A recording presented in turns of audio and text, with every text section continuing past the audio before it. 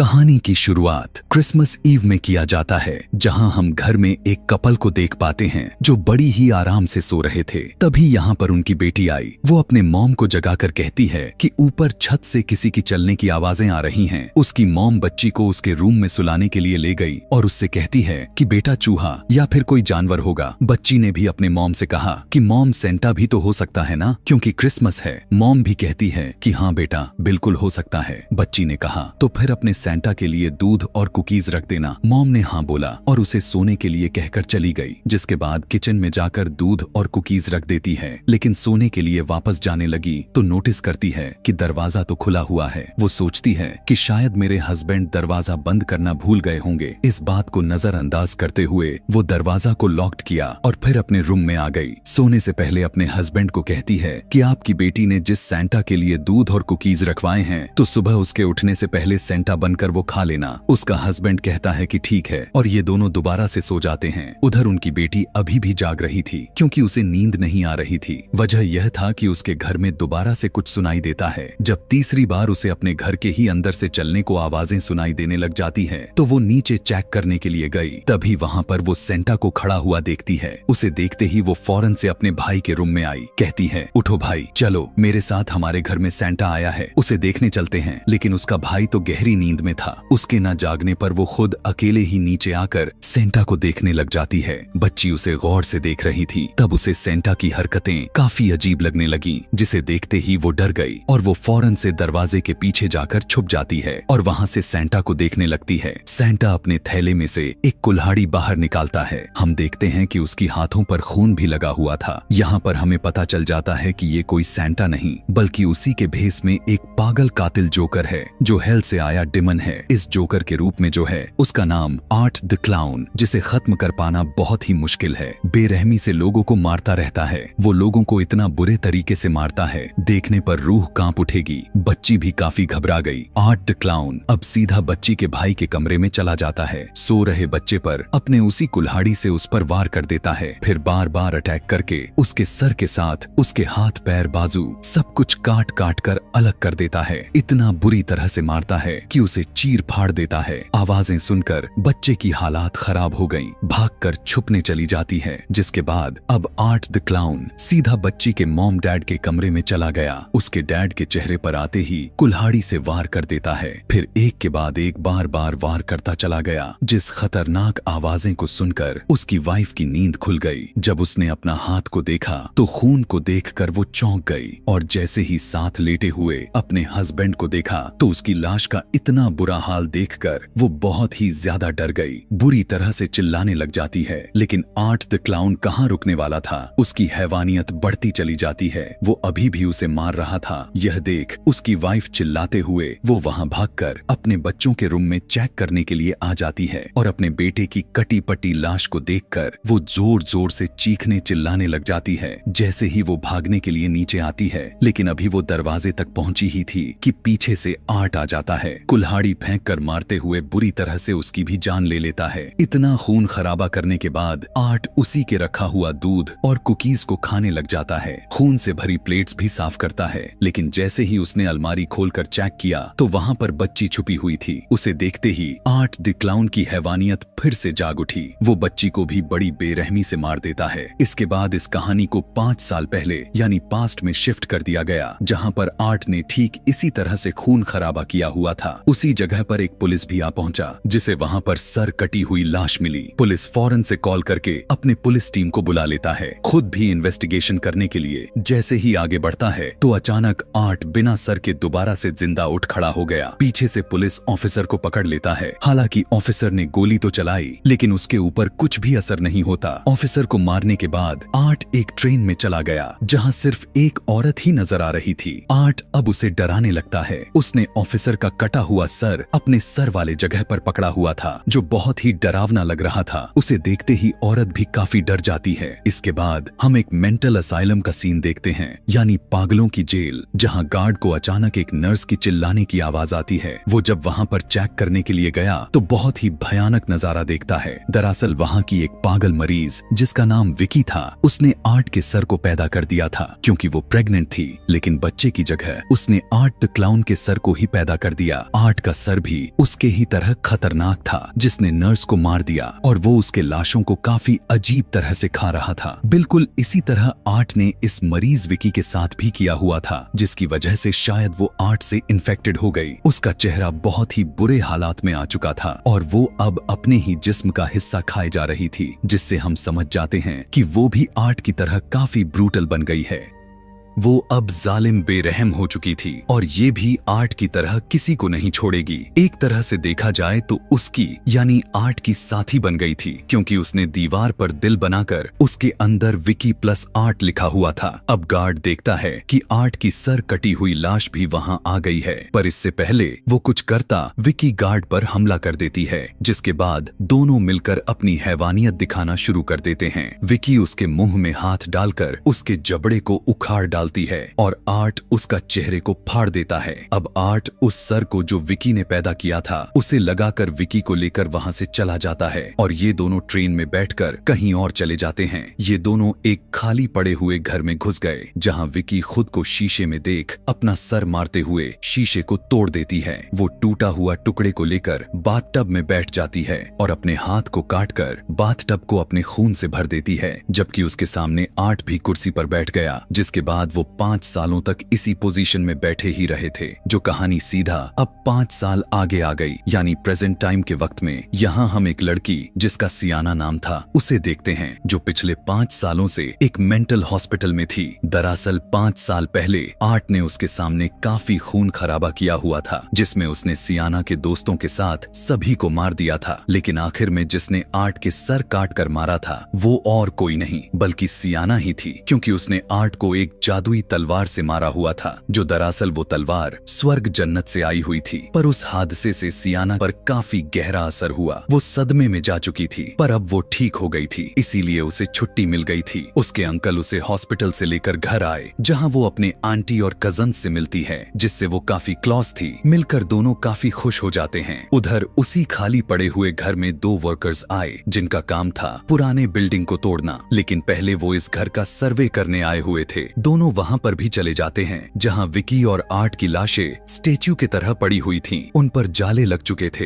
हैरानी की बात तो यह था कि वे दोनों जरा सा भी नहीं सड़े थे। पर इससे पहले वर्कर्स कुछ समझ पाते, दोनों फिर से जिंदा होकर वर्कर्स को पकड़ लेते हैं और हमेशा की तरह इन्हें भी बेरहमी से मार देते हैं। सामान निकालते वक्त सियाना की डायरी उसके कजन्स के हाथ लग गई, जिसे वो पढ़ने लग जाती है। लेकिन सियाना आकर जल्दी से डायरी उसके हाथ से ले लेती है और कहती है कि इसके बाद इस डायरी को अब कभी भी दोबारा से मत पढ़ना। फिर जब सारे मिलकर डिनर कर रहे थे तो सियाना को अपनी मरी हुई दोस्त अचानक से दिख जाती है, जो काफी बुरी हालत में थी। और ये वही दोस्त थी जिसे आर्ट ने मार दिया था, लेकिन उसके सिवाय और किसी को दिखाई नहीं दे रही थी, जिसका मतलब था कि सियाना अभी तक अपने सदमे से बाहर नहीं निकल पाई थी। अजीबो गरीब तरह के ख्यालों में वो आज भी भटक रही है। इसके बाद हम सियाना के भाई को हॉस्टल में देखते हैं, जहाँ वो अपनी 2 दोस्तों से मिलता है। उसकी फीमेल फ्रेंड ने एक जॉब शुरू की थी, जिसमें वो क्राइम पॉडकास्ट की होस्ट यानी चलाती थी, जिसमें वो ऐसी लोगों का इंटरव्यू लेती रहती है जिन्होंने कोई भी क्राइम, किसी पर जुल्म होता हुआ अपने आंखों से देखा हो, और ऐसी चीजें वो दिखाती भी है। वो सियाना के भाई को देखते ही उसके पीछे ही पड़ जाती है कि मैं तुम्हारा इंटरव्यू लेना चाहती हूँ तो मेरे शो पर आना, क्योंकि वो जानती थी कि सियाना और उसके भाई का आर्ट द क्लाउन से सामना हो चुका था। एक तरह से वो आर्ट की बहुत ही बड़ी फैन थी, जिसके बारे में वो काफी डिटेल के साथ जानना चाहती थी। इस बात पर सियाना का भाई घबरा गया, लेकिन वो कहता है कि ठीक है, मैं सोच कर बता दूंगा। तभी उसके पास सियाना के कॉल आए। वो अपने भाई से कहती है कि तुम्हारी बहुत याद आ रही है, इसीलिए मैं तुमसे मिलना चाहती हूँ, तुम मिलने घर आ जाओ। उधर आर्ट और विकी अभी भी उस खाली पड़े हुए घर में थे। यहाँ पर आर्ट एक नया तरीका ढूंढ रहा था। अगली बार किसी को भी टॉर्चर करना हो तो कैसे करूं, यानी उन्हें कितने बेरहमी और जालिम तरीके से मारूं, जैसा कि हम सबको पता है। और यह बात आर्ट भी जानता है कि जब भी सर्दी लगती है तो उस पर चोट काफी ज्यादा ही दर्द देती है, इसीलिए उसका यह नया टॉर्चर का तरीका इसी बारे में था। इसका एक्सपेरिमेंट्स वो एक चूहे पर करता है। पहले उसे फ्रिज करता है, फिर पटक कर किसी खिलौने की तरह फोड़ देता है, जो कि अब यही तरकीब को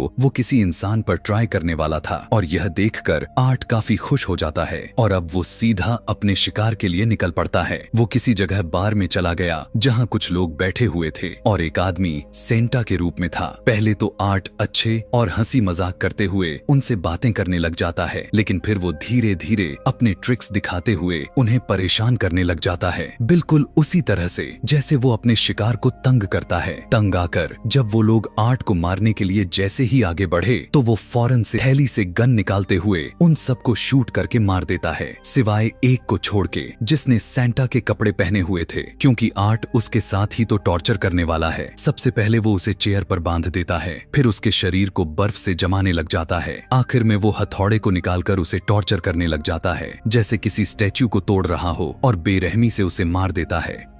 सियाना को अपने भाई का एक पुराना खत मिलता है जिसमें उसने लिखा हुआ था कि कभी कभी डीमंस हमारे दुनिया में घुस आते हैं, जो हेल यानी नर्क जहन्नुम से आए होते हैं। वो इतने आसानी से नहीं, बल्कि वो तो किसी मरे हुए इंसान की मदद से ऐसा करते हुए हमारी दुनिया में घुस जाते हैं, यानी एक ऐसा इंसान जिसके हाल ही में मौत हो चुकी हो और साथ ही वो बहुत बुरा इंसान भी रह चुका हो। अब अगर डीमंस हैं तो उनके टक्कर का तो जरूर होगा, जो वो और कोई नहीं बल्कि एंजल्स थे, यानी फरिश्ते, जो डीमंस को बहुत ही आसानी से उनका खात्मा कर सकते थे। खत में यह भी लिखा हुआ था कि उन्हीं में से एक एंजल खुद सियाना तुम ही हो, तभी तो तुमने आर्ट द क्लाउन को मार डाला था, और अगर फिर से कोई डिमन आ भी गया तो तुम ही उन्हें मार सकती हो। इसके बाद हम सियाना और उसके कजन्स को एक मॉल में देखते हैं जहां सियाना को लोगों की चीखने चिल्लाने की आवाजें आती हैं, जिससे उसे खतरे का बुबा आने लग जाती है कि कहीं आर्ट वापस तो नहीं आ गया, क्योंकि ऐसा उसे महसूस हुए जा रहा था। यहाँ तभी सैंटा के कपड़ों में वहां आर्ट आ जाता है जिसके कपड़ों पर खून भी लगा हुआ था। अब उसने चेहरे पर भी सैंटा का मास्क लगाया हुआ था, लेकिन सियाना ने पहले से ही महसूस कर ली थी कि ये आर्ट ही है और वो उसके तरफ ही इशारा किए जा रहा था। यह देखकर सियाना काफी घबरा जाती है, लेकिन तभी अचानक पीछे से उसकी कजन आ गई। उससे बात करके सियाना ने जैसे ही पलटकर वापस देखा तो आर्ट वहां से गायब हो गया था। फिर घर आकर सियाना इस बारे में अपने भाई को भी बताती है कि मैंने आज मॉल में आर्ट को देखा था। उसका चेहरा तो मैं देख नहीं पाई क्योंकि उसने सैंटा का मास्क लगाया हुआ था, लेकिन मुझे पक्का यकीन है कि वो आर्ट ही था क्योंकि मैं उसे महसूस कर सकती हूँ। उसका भाई कहता है कि ऐसा कैसे हो सकता है, तुम्हें शायद कोई भ्रम हुआ होगा क्योंकि उसे तो तुमने पहले ही मार दिया था। तो बस आर्ट का खेल तो पहले से ही खत्म हो चुका है, मैं भी उस हादसे को भूल गया हूँ और अब तुम भी भूल जाओ। इस पर सियाना अपने भाई को उसी का लिखा हुआ खत दिखाती है जिसमें उसने ही कहा था कि डिमन को इंसानी दुनिया में आने के लिए मरे हुए बुरे इंसान की जरूरत होती है। पहले आर्ट एक बच्ची की मदद से आया हुआ था जो बहुत ही बुरी थी, लेकिन इस बार वो आया है विकी के जरिए, जो वो अब मेंटल असाइलम से गायब हो चुकी है। उसका भाई सुनकर घबरा गया,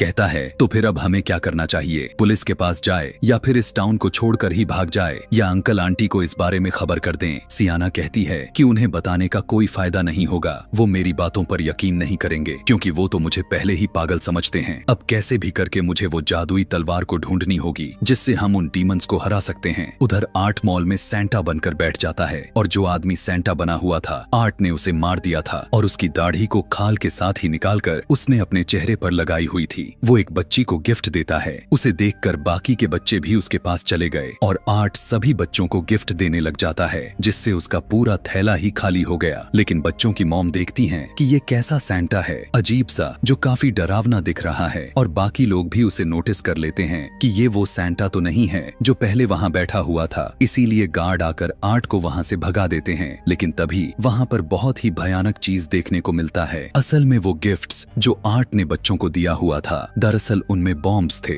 जैसे ही बच्चे अपने अपने गिफ्ट्स खोलते हैं वहां पर जोरदार धमाके हो जाते हैं जिससे मॉल की सभी लोगों की मौत हो जाती है और पूरा मॉल धमाके से उड़ जाता है। सियाना ने वो तलवार ढूंढ ली थी जिससे वो एक गिफ्ट्स के बॉक्स में रखकर कहीं पर छुपा देती है। उसे ऐसा करते हुए उसकी कजन देख लिया था। उसी टाइम पर उसके कजन के मुंह से यह निकल जाता है कि आपको सीरीज पसंद है ना। यह बात सुनकर सियाना को काफी हैरानी हुई। वो बहाने से अपने कजन को ऊपर लेकर गई और कहती है कि मैंने तुम्हें कब बताया कि मुझे सीरीज पसंद है, तो फिर कैसे पता तुमने शायद मेरी डायरी पढ़ ली है। इस पर उसकी कजन कहने लग जाती है कि हाँ, और माफ करना, आपके मना करने के बावजूद भी उसे पढ़ लिया। दरअसल मैं यह जानना चाहती थी कि आखिर आपके साथ हुआ क्या था। आपने जो आर्ट द क्लाउन के बारे में लिखा हुआ है उससे जुड़ी हुई बातें क्या वो सब सच है? मगर वो तो अभी बच्ची थी कि कहीं डर ना जाए। यह सोचकर सियाना उसे झूठ बोल देती है कि नहीं, मैं बीमार हूं ना, इसी वजह से मुझे उल्टे सीधे ख्याल आते हैं जिन्हें मैं लिखती रहती हूँ।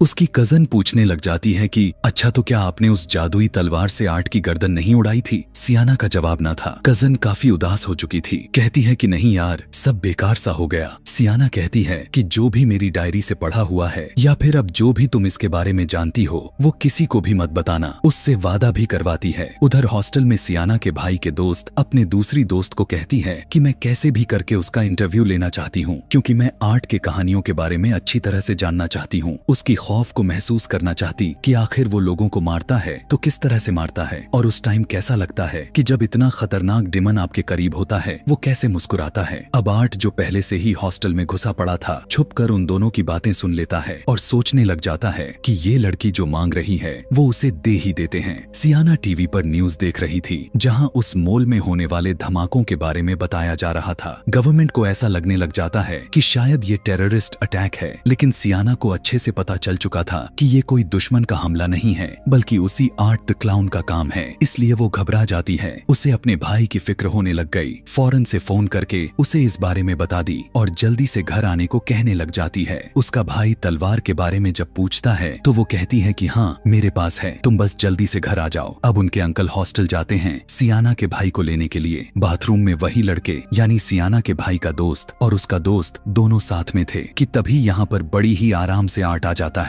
वो अपने एक चेनसॉव से उन पर वॉर कर देता है। उसके दोस्त पर पहले वॉर करता है, जिसके बाद लड़की के सर पर हमला करके उसकी जानें ले लेता है। यहाँ पर आर्ट रुकने का नाम ही नहीं ले रहा था। उसे तब तक मारता रहा जब तक उसका चेहरे का हुलिया ना बिगड़ जाता। अजीब बात तो यह था कि वो लड़की अभी भी जिंदा थी। उसे आखिरी वक्त में आर्ट उसे स्माइल करते हुए दिखाता है कि मैं ऐसे मुस्कुराता हूँ और कहता है कि देखो मैंने तुम्हारी ख्वाहिश को पूरा कर दिया, अब तो मैं तुम्हारे पास में ही हूँ, लो कर लो मुझे महसूस। यह कहने के बाद फाइनली वो उसे जान से मार देता है। अपने चश्मे को उतारकर उसके लाश को लगा देता है। वहीं बगल में लड़की का दोस्त दर्द से तड़प रहा था। उसे देखकर आर्ट के अंदर का शैतान जाग जाता है। वो अपने चेनसॉव की मदद से उसे बीच से काटते हुए उसके बॉडी के 2 टुकड़े कर देता है और बहुत ही दर्दनाक मौत उसे दे देता है। सियाना की नींद एक डरावना सपना देखकर खुल जाती है। जागने के बाद वो देखती है कि अभी तो रात के 2 बज रहे हैं और उसके अंकल आंटी अभी तक जाग रहे हैं, क्योंकि उसे उनकी बातें करने की आवाज आती हुई सुनाई दे रही थी। सियाना जब नीचे चेक करने के लिए जाती है तो वो यह देखकर डर जाती है कि वो उसके अंकल आंटी नहीं बल्कि विकी थी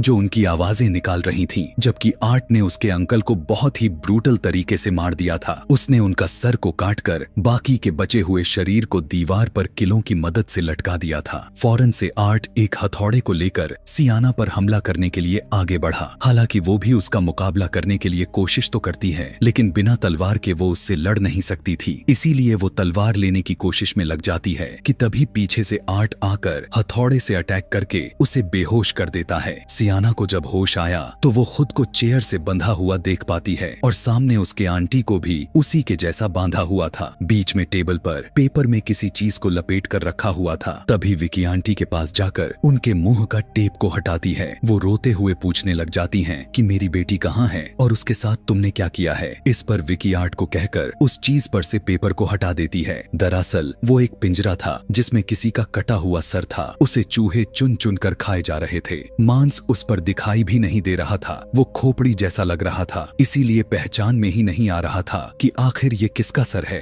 आंटी रोते हुए कहने लग जाती है कि नहीं ये झूठ है, मुझे यकीन नहीं है तुम्हारी बातों पर, ये मेरी बेटी का सर नहीं है, ऐसा नहीं हो सकता। जिसके बाद वो उन्हें भी टॉर्चर करने लग जाते हैं। वो दोनों जबरदस्ती उनके मुंह में एक बड़े से पाइप को डालने लग गए। फिर उसी पाइप के जरिए उनके मुंह में चूहा डालने लग जाते हैं। फिर विकी आंटी का गला काटकर चूहे को वहां से निकालने लग जाती है और इस तरह से सियाना के आंखों के सामने ही उसकी आंटी को दोनों काफी ब्रूटल तरीके से मार देते हैं। फिर विकी सियाना के सर पर कांटों का ताज पहनाती है। वो उसे कहने लग जाती है कि हाँ सच में ये सर तुम्हारे कजन का तो नहीं है। जिसके बाद वो सियाना के कजन को वहां पर लेकर आती है।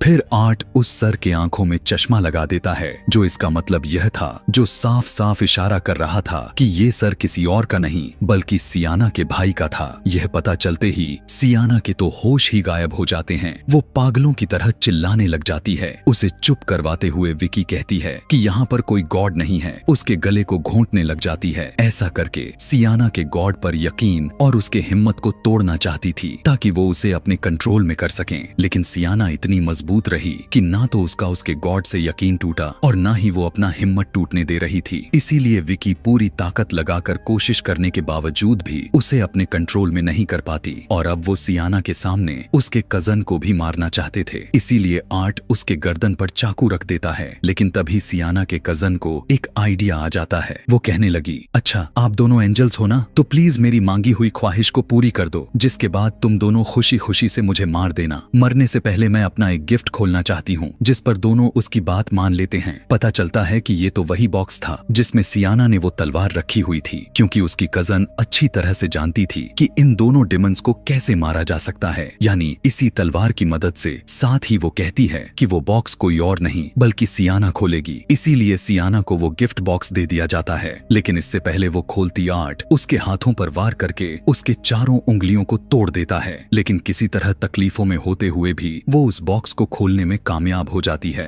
हैरानी की बात तो यह था कि उसके हाथ भी अपने आप ही ठीक हो जाते हैं, क्योंकि उसके हाथ वो जादुई तलवार जो लग गया था और अब उसकी बारी आ चुकी थी। वो सीधा तलवार निकालते हुए आर्ट का गला ही चीर डालती है, फिर तलवार को विकी की तरफ फेंककर उसके चेस्ट के आर पार कर देता है। तलवार को निकालकर उसके मुंह में दोबारा से मारती है, जो उसके मुंह से आर पार हो जाता है और आखिर में उसके सर को उसके धड़ से अलग कर देती है और वहीं पर विकी का खेल ही खत्म कर देती है। लेकिन तभी आर्ट चेनसॉव लेकर आ जाता है, पर अब उसके पास तो वो जादुई तलवार थी। इसीलिए वो आर्ट की सामना करते हुए उसे टक्कर देने लग जाती है और उसके हर वार को रोकती रहती है और इस तरह से इनमें खतरनाक लड़ाई होने लग जाती है। यहाँ पर सियाना उस पर भारी पड़ने लग गई। वो उसके पेट में तलवार घुसाकर उस दीवार के साथ लगा देती है और तभी अचानक से विकी का खून तेजाब बनकर बहने लग जाता है, जिससे वहाँ का जमीन गल कर फटने लग गई। अब जहाँ पर सियाना की कजन खड़ी हुई थी, उसके ठीक नीचे से हेल का रास्ता खुल गया, जहाँ उसकी कजन गिरने लग गई और वो दीवार को पकड़कर लटक जाती है। उसे मुसीबत में देखकर सियाना आर्ट को छोड़कर अपने कजन को बचाने के लिए चली गई। वो तलवार को पकड़कर उसे ऊपर आने को कहती है, लेकिन उसके कजन का हाथ फिसल गया था, जिस वजह से सियाना का भी हाथ फिसल जाता है और उसकी कजन तलवार के साथ ही हेल में गिर जाती है। यह देखकर सियाना को बहुत ही दुख हुआ, लेकिन वो खुद से वादा करते हुए कहने लग जाती है कि मैं हेल में जाऊंगी, अपनी कजन और तलवार को वापस जरूर लेकर आऊंगी। लेकिन तभी वो देखती है कि आर्ट तो वहाँ पर नहीं है। खिड़की भी खुली पड़ी थी, जिसका साफ मतलब था कि वो अब वहाँ से भाग चुका था, जो बहुत ही बुरी खबर थी। इसके बाद हम बस में एक लड़की को देखते हैं जो डीमंस वाली किताब पढ़ रही थी और तभी आर्ट भी उस बस में आकर बैठ गया और उस लड़की को डराने लग जाता है, यानी खून खराबे का सिलसिला एक बार फिर से शुरू होने वाला था और आर्ट को रोकने के लिए सियाना को हेल में जाना ही होगा, जहाँ से वो जादुई तलवार को लेकर आएगी और आर्ट का खात्मा करने के लिए एक बार फिर उसे कोशिश करेगी। इसी भयानक एंडिंग के साथ ये मूवी भी यहीं पर खत्म हो जाती है। आखिर क्या सियाना आर्ट द क्लाउन को मार पाएगी या फिर उसका सिलसिला ऐसे ही चलता चला जाएगा? यही सब जानने के लिए वीडियो को लाइक के साथ साथ नीचे कमेंट में नेक्स्ट पार्ट लिखना ना भूलें। Thanks for watching.